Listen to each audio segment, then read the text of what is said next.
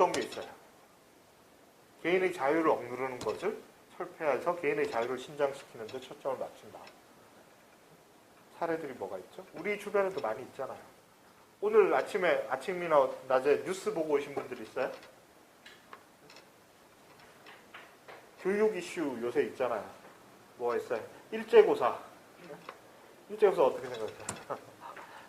일제고사 그러니까 진보교육감 그렇게 기사에 그렇게 나오죠. 교육부와 진보교육감이 충돌했대. 우리 오늘 다루는 주제 중에 하나가 진보라는 용어잖아요. 그래서 사회에서 진보라는 우리 사회에서 진보라는 말을 썼어요 실제로. 그래서 진보교육감이 뭐를 지향했죠? 일제고사 이거 거부한다 이랬단 말이야. 이거 줄 세우기다. 획일적인 거다. 이렇게 비판하고 원하는 학생들은 자율적인 재량 활동을 할 수 있게 대체 프로그램 개발해라 이랬단 말이에요. 그렇죠? 이게 뭐예요? 획일적인 어떤 제도 또는 획일적인 조치에 대해서 개인의 자유의 여지를 확보해 주는 거잖아요. 그렇죠? 자유주의적인 거죠. 이런 게 자유주의적인 거예요. 자, 그러면 자유주의하고 사회주의 모순된다 그러는데 사회주의는 그럼 어떻게 해야 되지? 어떻게 해야 되죠? 아니, 사회 다 하는 거 왜 몇 놈만 안 봐? 이래야 되죠. 그렇죠? 사회주의와는 실제로 그런 것도 있어요. 아까 제가 국가주의 얘기했잖아요. 그렇죠? 국가주의 같은 거는 예를 들어 파시즘이나 나치즘이 제일 대표적인 국가주의 사례잖아요. 그리고 우리나라로 치면 박정희 시대 같은 게 국가주의 아주 대표적인 사례잖아요. 그렇죠? 획일적인 교육체제라는 거는 박정희 시대 실제로 현실화됐잖아요. 물론 다른 맥락이 있어서 그렇긴 하지만 그랬단 말이에요. 그런 관점에서는 아니 왜 몇 놈만 소수가 튀는 행동을 해? 이거 용납하지 않는단 말이에요. 그렇죠? 이게 사회주의의 일부는 그런 거예요. 자, 그런데 우리 통념으로 보면 좀 이상해. 그렇지 않아요? 아까 진보라는 말을 했고 진보가 한국 사회에서는 사회주의, 공산주의적인 함의를 상당히 많이 겹쳐서 갖고 있다고 그랬는데 그럼 진보라는 사람들이 사회주의하고 가깝다면 획일적인 거 막아야 되면 사회주의가 이명박하고 가까워지는 거고 뭐 이런 이상한 관계가 돼요. 너무 복잡해. 이상해요. 그쵸? 왜 그렇게 되는 거냐. 사회주의 안에는 상당히 아주 다양한 스펙트럼이 존재하기 때문에 그런 거예요. 사회주의 안에는 나치가 뭐의 약자야? 국가사회주의당이잖아요. 소셜리즘이에요, 소셜리즘. 그렇죠? 사회주의 안에는 이런 전체주의, 오늘날 용어로 치자면은 전체주의적 지향이 분명히 존재해요. 반면에 자유주의적인 요소들을 상당히 많이 받아들인 사회주의도 존재해요. 대표적인 게 서유럽의 삼인주의 같은 것들이에요. 삼인주의는 사실은 이제 사회자유주의라고 부르는 게 정확한 명칭이에요. 자유주의인데 사회주의적 요소를 많이 받아들인 자유주의예요. 그래서 또 반대로 말하면 자유주의적 사회주의라고도 말할 수가 있겠죠. 어떤 게 더 많으냐에 따라서 뭐 강조점이 달라지겠지만 자유주의적 의미에서의 사회주의도 존재해요. 또 막스주의적 의미에서의 사회주의도 또 존재해요. 그러니까 사회주의 안에는 상당히 다양한 스펙트럼이 존재를 하는 거예요. 그래서 자유주의와 사회주의가 개념적으로 원리적으로 일단 충돌을 하지만 실제로 역사적 전개 과정 속에서는 두 개의 경계가 상당히 모호해져 있어요. 자, 그럼에도 불구하고 이 두 개의 원칙적 차이를 잘 모르게 되면은 상당히 또 곤란한 문제도 발생을 해요. 특히 한국 사회 같이 이렇게 용법이 이상한 나라에서는 상당히 곤란스러운 상황이 발생을 하는데, 그래서 일제고사 이거는 막스주의자나 공산주의자나 뭐 사회주의자나 자유주의나 똑같이 아마 대체로 비판적으로 볼 수 있을 거예요. 한국 사회 지형에서는. 자, 그런데 그러면 그런 아주 어떻게 보면 지역적이고 작은 이슈 말고 한국 교육이 어떻게 가야 되냐, 이거 갖고 한번 얘기를 해보자. 이런 큰 문제로 가게 되면은 여기서는 드러나지 않던 차이가 확연하게 드러나기도 해요. 어떤 거냐? 예를 들어서 여러분 대안학교, 이 중에 대안학교 나오신 분 있으세요? 요즘 많던데. 대안학교 어떻게 생각하세요? 뭐 대안학교 그럼 다 균질적이지가 않으니까 평가가 다 다를 수밖에 없겠죠. 구체적인 사례가 다 다르니까. 그렇죠? 어떻게 생각하세요? 공교육과 대안학교 이렇게 보면 여러분들 어디에 더 끌려요? 우리나라 지금 풍토에서 공교육은 왠지 지겹고 해결책고 짜증나고 막 이런 거 같잖아요. 그쵸? 꼰대들 뭐 그런 거 같고. 대안학교는 뭔가 자유롭고 이런 거 같잖아요. 그쵸? 그럼 대안학교로 가야 돼요? 어떻게 생각해요? 이런 문제에 부딪히게 될 때 사회주의와 자유주의 근본적 차이가 드러나는 거예요. 자, 자유주의는 그런 거 쉽게 말해서 모든 사회 구성원들이 원하는 교육 다 자기 멋대로 받을 수 있어야 돼. 그거를 가로막는 제약들 다 철폐해야 돼. 그렇죠? 그런 거야. 자유의 신장이에요. 상당히 진보적인 것 같죠? 좋은 것 같죠? 그럼 어떤 문제가 발생하겠어요? 공교육이 붕괴되겠죠? 그렇죠? 네. 그럼 공교육은 아까 얘기한 건 상당히 부정적인 이미지가 우리나라에서는 강한데 그걸 어떻게 바라봐야 돼? 공교육 그 나쁜 거 붕괴 좀 되면 어때? 더 좋고 다양한 게 많아지면 되는데. 근데 사실은 그렇게 간단하지가 않죠, 문제가. 그렇죠? 왜? 자유를 신장할 수 있는 조건이 주어져 있는, 현실적인 조건이 주어져 있는 사람한테는 가능하겠지만, 특히 경제적으로 어려운 계층한테는 현실적으로 차단돼 있잖아요. 그나마 교육이 공교육이라도 있으니까 받을 수 있는 거 아니에요. 그렇죠? 그 다음에 또 우리나라에서 진보, 사회주의 이런 말들이 얼마나 혼란스럽게 쓰이냐면 똑같은 논리적 구조인데 사람들이 다르게 받아들이는 문제가 있어요. 교육 문제 이렇게 하면 상당히 자유주의적 지향이 한국에서는 진보적인 것처럼 받아들여요. 그렇죠? 지금 말씀드린 건데 공교육은 상당히 부정적으로 보고 그게 어떤 형태든 대안은 상당히 진보적이고 좋은 거 이렇게 받아들이는데 그럼 똑같은 구조를 의료 문제에다 한번 적용시켜 보세요. 국민건강보험이라는 게 있죠, 우리나라. 국민대보험이에요. 다 들어가야 돼요. 그렇죠? 그냥 의료기관도 어떻게 돼요? 당면 지정제라고 해서 다 들어가야 돼요. 근데 이명박이 지금 의료민영, 의료선진하라 그러죠. 그거 뭐예요? 핵심이 뭐예요? 나오고 싶은 놈들 나오게 하자는 거잖아요. 돈 있는 사람들 사보험 들어가고 병원도 공단하고 계약 맺지 말고 사보험하고 계약 따로 맺게 해주자는 거 아니에요. 핵심이잖아요. 그렇죠? 다양한 의료 혜택을 받게 해주자. 그거 아니에요.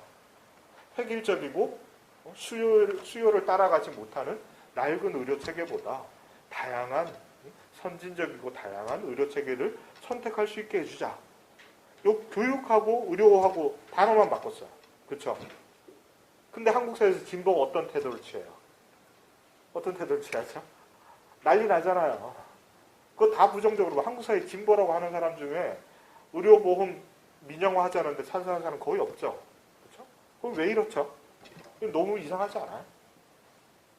논리는 똑같은 구조예요. 똑같은 구조예요. 왜 사보험이 왜 문제예요? 일부 사람들이 사보험으로 빠져나가면 그 사람들은 빠져나가는 게 아니라 그 사람들이 국민건강보험의 대부분 고액을 납부하는 사람들이잖아요. 이 사람이 빠져나가면 재정적으로 파탄하잖아요. 그렇죠? 근데 교육은 안 그런가? 교육도 내가 조건이 되는 사람들이 공교육 체제로 빠져나가버리면 실제로 공교육은 어떻게 돼요? 공부 못하는 루저들, 가난한 집 애들만 모여있는 집단이 되잖아요. 미국처럼. 그렇게 될 거 아니에요. 근데 왜 교육에 있어서는 대안학교 이런 게 좋다는 이미지를 진보 세력들이 가지고 의료는 아니게 보죠? 저는 되게 이상해요. 이런 게 바로 자유주의와 사회주의를 잘 구분 못하니까 그런 거예요. 실제로 이거는 자유주의적인 개혁이에요. 대안학교 같은 거는 자유주의적인 교육개혁이에요. 이게 긍정적이다 부정적이다 제가 평가하는 게 아니에요. 평가하는 게 아니라 자유주의적인 대안이에요. 그러니까 구분하셔야 돼요. 그러니까 우리가 자유주의 사회주의라는 개념을 너무 막 쓰니까 이런 데 대한 구분이 너무 모호해지는 거예요. 그래서 현상을 바라볼 때도 좀 원칙을 가지고 객관적으로 바라보지 못하게 하는 게 그런 장애를 상당히 많이 발생시키죠. 그런 부분들이 상당히 많습니다. 실제로 우리나라에서는. 그래서 80년대나 90년대 초까지만 해도 한국 사회에서 진보 진영은 대체로 막스주의적이거나 사회주의 공산주의적 지향을 진보라고 불렀어요. 근데 그게 90년대 중반을 거치면서 어느새 대부분 자유주의자들이 진보 진영을 차지하게 됐어요. 이게 용어가 혼란된 큰 원인이에요. 그러니까 진보 그러면 사회주의적 지향과 자유주의적 지향이 막 뒤섞여 있는 거예요. 우리 머릿속에. 한국 사회 구성원들 속에. 근데 실제로 지향이 바뀐 거예요.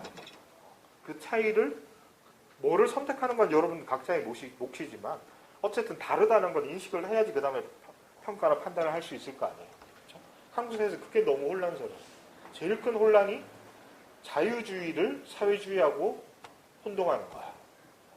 자유주의와 사회주의가 어떻게 다른가를 기본적으로 이해하지 못하는 거. 자, 그럼 자유주의와 사회주의가 어떻게 다르냐? 그러니까 개념적인 아주 원리적인 차이는 설명을 했지만 실제로 역사적으로 발전해오는 사회주의들과의 관계를 좀 해명을 해야 되는데 사회주의라는 말 속에는 역사적으로 봤을 때 아까 말씀드린 것처럼 상당히 많은 분파가 있다고 그랬기 때문에 우리가 다 다루진 못해요. 그래서 우리가 강의에서 다룰 수 있는 거는 막스와 관련되어서 존재했던 사회주의자들만 이제 다룰 거예요. 막스주의와 관련됐던. 그렇게 보면서 이제 막스주의와 관련해서 우리가 여기서 거론하게 될 사회주의들이 자유주의와 어떻게 다른가 이거를 좀 살펴보고 특히 막스가 사회주의란 말을 달가워하지 않고 공산주의란 말을 선호를 했다고 그랬는데 이 막스식의 공산주의와 자유주의가 어떻게 다른가 이거를 좀 알아보는 게 상당히 중요한 과제일 거예요. 그래서 사실 뭐 막스주의에 대한 오해도 자유주의, 사회주의, 공산주의를 개념적으로 잘 구분하지 못하는 데서 상당히 많이 발생을 해요. 그래서 상당히 코미디가 한국 사회에서 자기가 사회주의, 공산주의, 뭐 혁명가 이렇게 자칭하는데 그냥 자유주의인 사람들이 너무 많아요. 아니 그거는 자유주의자든 아니든 그건 제가 뭐 이렇게 얘기하려는 게 아니고 문제는 자기가 혁명가다. 요새 유행하는 말이 뭐예요? 전복적이다 뭐 이런 거 많이 쓰죠.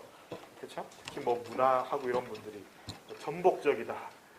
봉기적이다. 뭐 이런 말 쓰죠. 혁명적이다. 그거 안 쓰면 좀 촌스러워 보여. 그렇죠? 서태지 이후로. 뭐 다 혁명이래. 근데 지금 한국 사회가 정치 이데올로기적으로 어떤 사회예요? 한국 사회는 자유주의 사회죠. 다 동의하시죠? 한국 사회가 다른 거라고 생각하시는 분 아마 없을 거예요. 자유주의 사회에서 자유주의자가 어떻게 봉기를 해요? 뭐를 뒤집죠? 그럼 뭐를 뒤집는 게 바꾼다는 거, 완전히 근본적으로 바꾼다는 거 아니에요.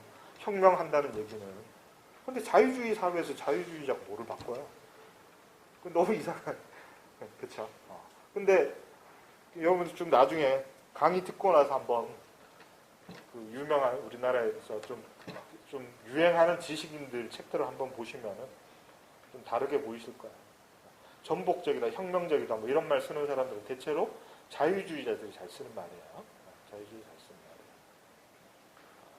말이에요. 저는 너무 궁금해요. 붙잡고 물어보고 싶어.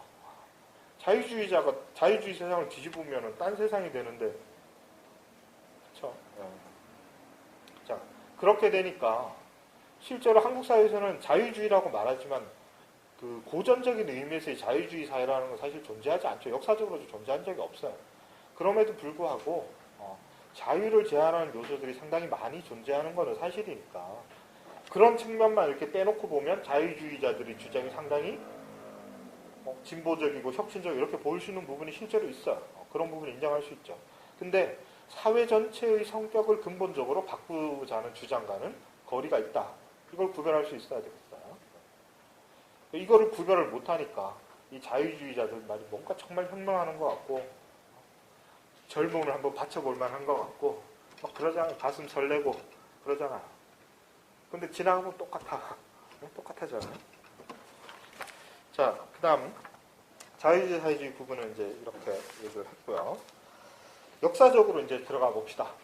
역사적으로 사회주의라는 말이 어떻게 사용됐고 어떤 입장들을 사회주의라고 불렀느냐. 그래서 책에 보시면은 목차에 보시면 자본주의 발전과 막스 이전의 사회주의 이렇게 돼서 사회주의는 당연히 이제 자본주의와의 대립에서 나왔으니까 자본주의 발전이라는 역사적 과정을 좀 아셔야지 될 텐데 강의에서 하기는 조금 시간도 부족하고 그러니까 뭐 다 아시리라고 생각하고 넘어갈게요. 뭐 자본주의 사회 이렇게 산업혁명 이런 얘기 있잖아요. 구체적으로 자본주의가 어떤 양상을 보였기 때문에 사회주의가 나왔다는 배경을 아시면 되는 거예요. 그러니까 사회주의가 사회적 힘을 얻는 목소리가 되려면은 사회주의에 공감하는 사람들이 많았다는 얘기 아니에요. 그러니까 바꿔서 말하자면 자본주의가 상당히 많은 부작용을 드러냈기 때문에 다른 대안을 찾고자 했던 거잖아요. 그렇죠? 그래서 자본주의가 실제로 어떤 양상으로 발전을 해왔는가를 이해를 하면은 왜 이런 주장들이 나오게 됐는가를 아시겠죠. 그거를 보는 부분이죠. 뭐 어쨌든 이런 과정을 통해서 사회주의가 등장을 하게 되는데 자본주의의 반대가 사회주의이기 때문에 사회주의가 다양해지는 거예요. 다른 말로 하면은 이걸 우리 지성사적인 용어로 조금 바꿔서 표현하면 이렇게 표현할 수 있죠. 자본주의라는 게 있는데 이거의 정치적 이데올로기가 아까 말씀드린 것처럼 자유주의나 개인주의 그리고 경제학적 이데올로기가 보정경제학이다. 이렇게 말할 수 있어요. 자본주의 반대편에 이제 사회주의가 있는데 그 다음에 이 자본주의 사회를 낳게 된 사상사적 또는 지성사적 배경이 있다라고 흔히 얘기를 해요. 근대 사회의 산물이잖아요, 자본주의라는 거는. 근데 그러면 근대인들의 사고방식을 지칭하는 대표적인 어떤 지향이 있죠. 뭐죠? 계몽주의죠. 그렇죠? 이게 다 계몽의 산물이에요. 계몽주의의 아들들이라는 거예요. 자본주의의 토대가 된 사상적 기반은 계몽주의라고 할 수 있어요. 계몽주의다. 그래서 사회주의가 자본주의에 대한 반대로서 출발했다면은 계몽주의하고도 얘네가 이제 대립됐다면 대립돼야 되잖아요. 그렇죠? 자, 그런데 사회주의를 크게 둘로 나눌 수 있게 돼요. 사회주의를 크게 두 개의 사회주의로 나눌 수 있게 되는 게 뭐냐면 기준이 뭐냐면 바로 이 계몽주의와의 관계예요. 사회주의 진영의 절반은 아주 러프하게 거칠게 말해서 사회주의의 절반은 계몽주의에도 자본주의의 모태로서의 계몽주의 자체를 반대하는 사회주의가 있고 또 반은 계몽주의를 수용하는 사회주의가 있어요.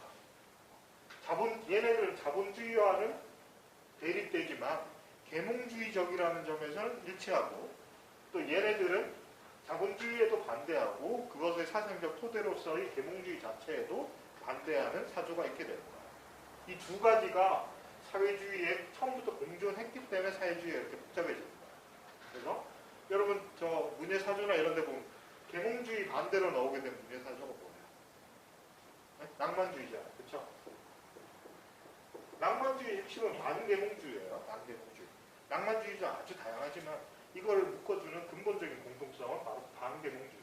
그래서 낭만적 사회주의가 있고 또는 다른 말로 복고적이거나 퇴행적인 사회주의도 있게 되는 거예요.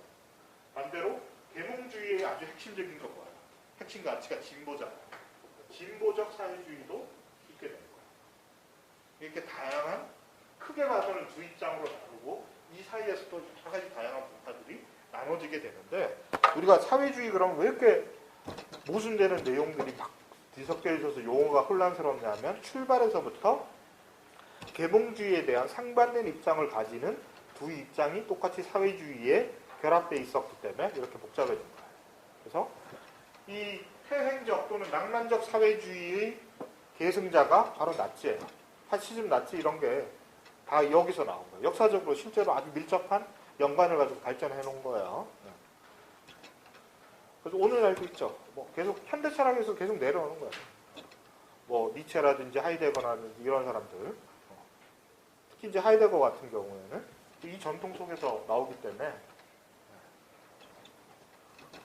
그 나치 철학자잖아요. 그렇죠? 공식적인 나치 철학자가 될 수 있었던 거예요. 니체 같은 경우에도 본인 의지와 상관없이 니체의 여동생이 주도해서 그 나치 정권의 공식적인 철학자가 니체잖아요. 그렇죠? 그게 맥락이 있는 거예요. 뜬금없이 아무 철학자 중에 한 놈 찍어가지고 뭐 나한테 아부하는 놈 한 놈 찍어 이명박은 그러는 거 같은데 친한 놈 뭐 사돈의 8촌이라도 되고 교회 같이 다니고 뭐 이러면은 밀어주고 이러는 거예요. 근데 그게 아니라 얘네들은 그거보다는 좀 세련됐어요. 자기들과의 사상적 일관성을 갖고 있는 어떤 사람을 선택해서 이 사람을 자기의 공식적인 철학자로 선정해요. 그래서 선택된 게 니체인데 그게 아무 맥락 없이 선택된 게 아니라는 거예요. 이런 지성학적 일관성이 있어서 나치가 니체를 공식적인 철학자로 선택한 거야. 이 전통 속에 있는 거죠. 반면에 삼인주의라든지 오늘날 삼인주의자들 하는 거는 다 이 노선을 개성한 거예요. 이 노선을 개성한 거다라고 할 수 있어요. 자, 그러면 여기까지 얘기해놓고 보면은 아까 용어로 조금 다시 돌아가야 될 것 같은데 진보라는 말에 대해서 좀 생각해 볼 수 있게 됐어요. 그러니까 진보라는 게 여기서 뭐를 의미했죠?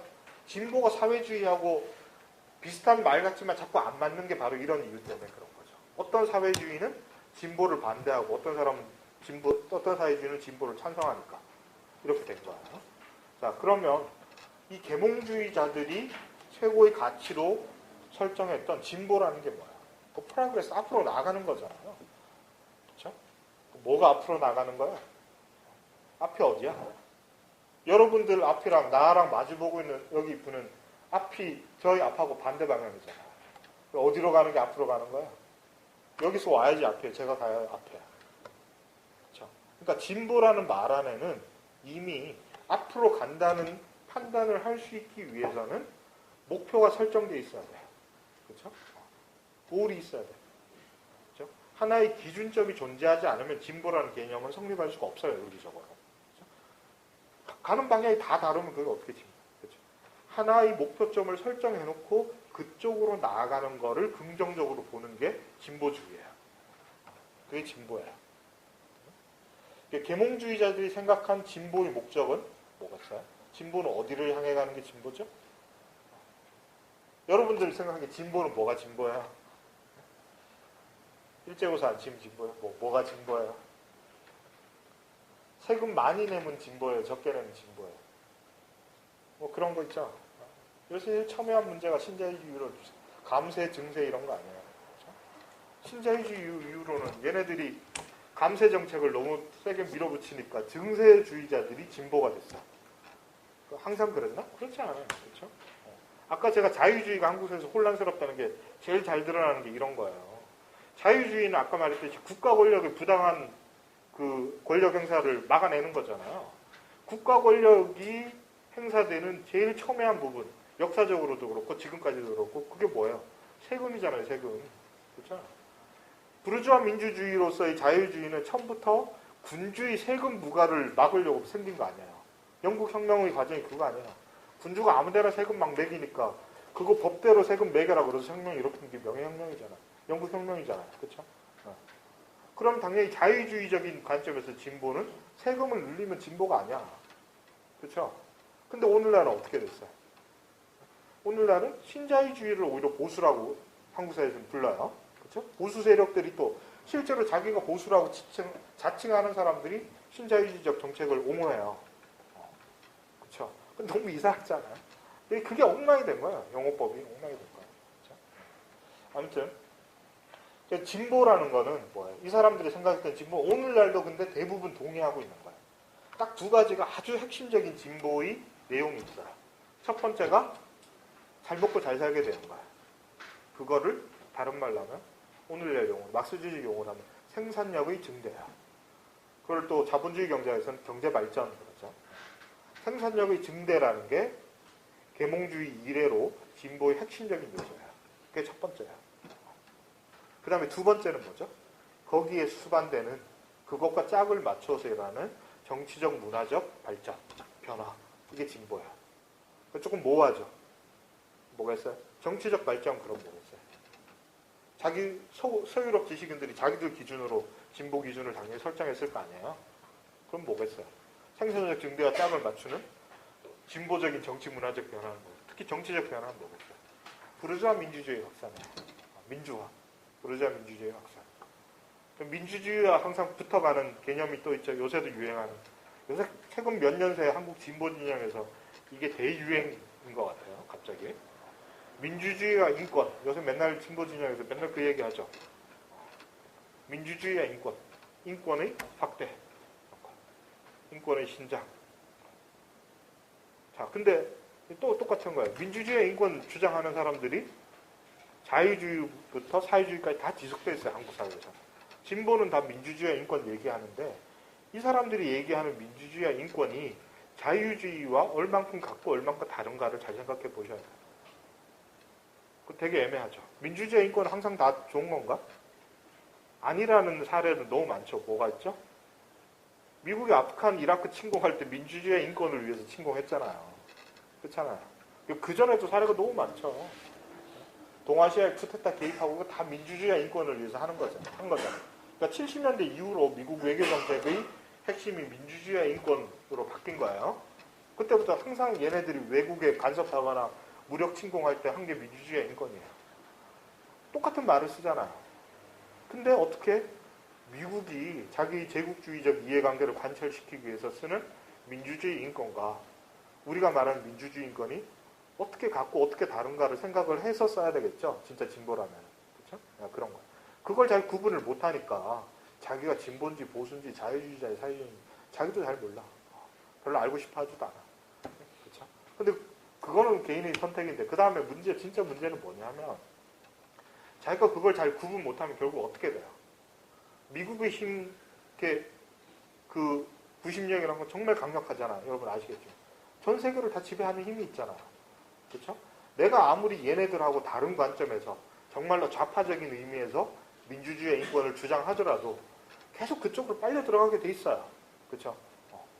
민주주의의 인권을 미국적인 의미로 쓰는 사람이 999명이고 좌파적으로 쓰는 사람이 1명밖에 없으면 어떻게 돼요? 내가 아무리 다른 의미라고 그러더라도 실제로는 사회적으로 받아들이는 건 똑같이 받아들여지게 돼 있잖아요. 그렇죠? 그런 결과가 발생한다는 거예요. 그게 바로 제가 아까부터 계속해서 반복해서 자유주의와 사회주의, 공산주의, 막스주의 이런 거를 개념적으로 구분하는 게 왜 중요하냐 하는 현실적 이유들이에요. 이런 거 우리가 잘 모르고 쓰니까 자기는 정말 선의해서 한국 사회를 위해서 세계 평화를 위해서 헌신한다고 생각하는데 결국은 뭐가 돼요? 결국은 미국의 이해관계 또는 지배계급 이해관계를 강화시켜줘. 이런 코미디가 엄청나게 발생하는 거예요. 그렇죠? 그래서 아까 말씀드린 자유주의자들이 자기들이 아주 혁명적으로 생각하면 난 그 사람들이 거짓말 한다고 생각 안 해요. 정말로 선의를 믿어 의심치 않아요. 근데 결국은 어떻게 돼요? 자유주의가 확대돼요. 그렇죠? 자유주의자들의 힘이 더 강해지고 미국의 힘이 더 강력해지고 자본가들 힘이 더 강력해져. 그렇죠? 이런 일이 막 일어난다는 거야. 무슨 얘기 하다 이랬죠? 옆길로 새네. 예. 사회주의하고 진보 얘기했죠. 그래서 진보의 두 번째 특징이 바로 부르주아적 민주주의의 확산 그리고 인권의 신장 이런 측면들이 있는 거죠. 근데 이거는 사회주의자들도 받아들인 거예요. 왜? 이 사람들은 받아들였겠죠. 이 사람들은 받아들였어요. 받아들였어요. 그래서 현실적으로는 이 두 개 잘 구분이 안 된다 그랬죠. 자.